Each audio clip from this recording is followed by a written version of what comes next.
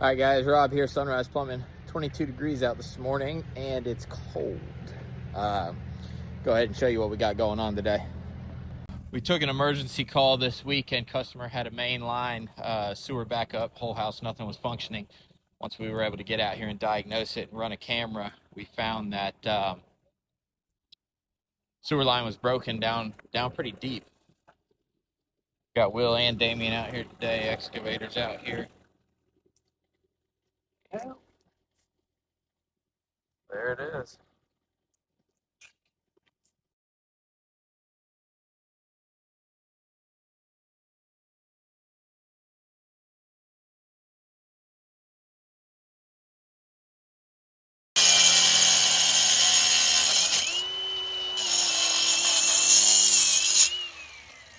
So that should just pop off.